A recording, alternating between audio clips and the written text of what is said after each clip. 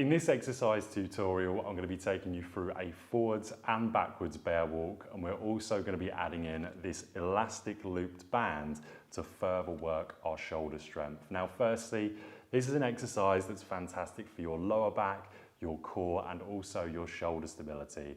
The reason why I'm using a band here is I'm going to have the band around my wrists as I do the exercise.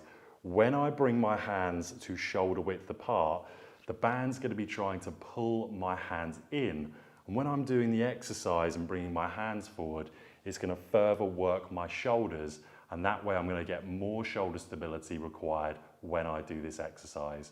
So if you're looking to really work your shoulder strength, I'd recommend one of these looped resistance bands.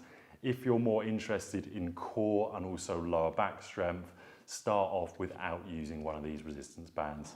So let's get into the exercise. So to get into our start position, what you're going to do is bring your hands at shoulder width apart. You're going to bring your shoulders over the position or on top of the position of your wrists. You want your knees directly below your hips, and you want your tiptoes on the floor. So before you start the movement, what you're going to do is you're going to bring your knees up 1 to 2 inches off the floor. When you do that, and before you do it, make sure that you've braced the core as hard as possible. You're going to try and keep a neutral spine as you bring your right hand forwards, right knee forwards, left hand forwards, left knee forwards. So, I'm going to bring myself onto the mat. I've got my start position ready. Now I'm going to bring my knees up. Nice neutral spine, bracing the core. Right hand forwards, right knee and foot forwards, left hand forwards, left knee and foot forwards. One more time. Now steady the position and left hand back, left foot back, right hand back, right foot back.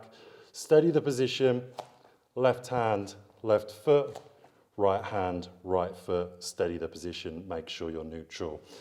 So if you've got a large space that you can do that in, you can do loads of repetitions forwards and back.